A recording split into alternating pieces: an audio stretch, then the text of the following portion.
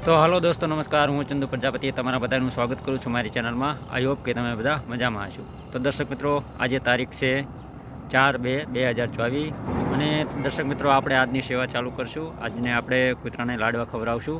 તો અત્યારે હું ઘરેથી નીકળી ગયો છું અને મારું બાઇક લઈને હું નીકળી ગયો છું અત્યારે। તો હું રાણપુર જઈશ અને વચ્ચે આવતા કૂતરાઓને આપણે લાડવા ખવડાવશું। તો હાલો દર્શક મિત્રો, અત્યારે હું ઘરેથી નીકળી ગયો છું અને રસ્તામાં મને ગલુડિયા અને કૂતરી જોવા મળી હતી। તો આપણે તેને ખાવાનું આપશું। અને આપણી ચેનલમાં નવા દર્શક મિત્રો હોય તો આપણી ચેનલને સબસ્ક્રાઈબ જરૂર કરી લેજો, જેથી તમને નવા વિડીયો આવા સેવાના જોવા મળશે। તો અહીંયા હું લાડવા લાવ્યો હતો, તો આ કૂતરીને અને એના ગલુડિયાને આપણે ખવડાવીશું। તો દર્શક મિત્રો, તમે પણ આવી રીતે ખવડાવી શકો છો। તો અત્યારે હું આગળ નીકળ્યો તો ત્યાં જાગતી મેરડીમાં પાસે આ કૂતરી હતી, તો આપણે તેને પણ લાડવા ખવડાવશું। આ પણ વિયાણેલી કૂતરી છે અને વિયાણેલી કૂતરી હોય તો તેને ત્યાંના ગલુડિયાનું પણ પૂરું કરવાનું હોય છે અને પોતાના પેટનું પણ પૂરું કરવાનું હોય છે, એટલે તેને ખોરાકની વધુ જરૂર હોય છે।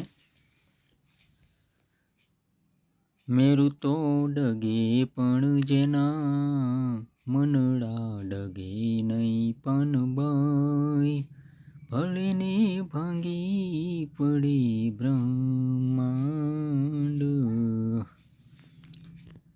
તો દર્શક મિત્રો, અન્નદાન એ મહાદાન છે અને આવી રીતે તમે પણ આ અબોલ પ્રાણીઓની સેવા કરી શકો છો। અને અત્યારે હું પહોંચી ગયો છું રાણપુર જે રેલવે સ્ટેશન છે ત્યાં, અને આ છે તે કૂતરી આપણી છે। અને આને પણ ઓલો વાળ ખરી ગયાનો રોગ થયો હતો, પણ દવા આપ્યા પછી આને પણ ઘણું સારું છે। તો તમે જોઈ શકો છો, પહેલાં આને વાળ નહોતા। તો દર્શક મિત્રો, તમે પણ આવી રીતે અબોલ પ્રાણીની સેવા જરૂરથી કરજો અને ખવડાવજો। અને આ છે રેલવે સ્ટેશનની અંદર આ કૂતરો છે, જે તેને પણ થોડાક તકલીફ છે, તો આપણે તેને આજે દવા આપી છે અને આગળના વિડીયોમાં હું તમને બતાવીશ કે તેને કેટલો ફરક છે।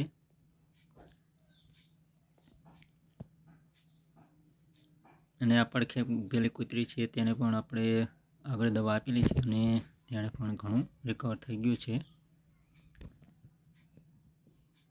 વૈષ્ણવજન તો તેને કહીએ, જે પીડ પરાઈ જાણી રે।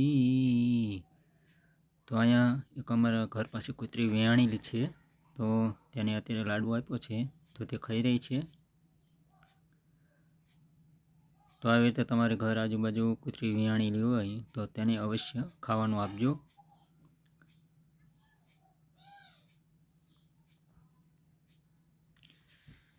અને દર્શક મિત્રો, અત્યારે હું મારા ઘરના ધાબા ઉપર છું અને મારા ઘરના ધાબા ઉપર હું ઝાર અને મકાઈ જે આવે છે તે કબૂતરોને ખાવા માટે અહીં નાખું છું। તો આવી રીતે હું રોજ સવારે અને બપોરે 2:30 થી 3ના ગાળામાં નાખું છું। અને અહીંયા પાણી પીવા માટે કુંડું પણ મૂકેલું છે, તેને સાફ કરીને આપણે ભરશું। તો અત્યારે મેં સાફ કરી નાખ્યું છે અને અંદર હું પાણી નાખી રહ્યો છું। તો આવી રીતે તમે પણ તમારા ઘરની આજુબાજુ પાણીનું કુંડું અવશ્ય મૂકજો। આગળ હવે ઉનાળો આવી રહ્યો છે, તો પશુ પક્ષીઓને પાણી પીવા માટે જોઈએ છે, તો તેને અવશ્ય આવી રીતે પાણી ભરીને મૂકજો।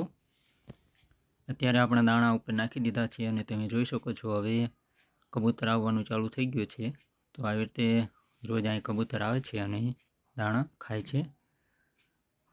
તમે જોઈ શકો છો કેટલા બધા કબૂતર ઉપર આવે છે અને રોજ દાણા ખાવા માટે આવે છે।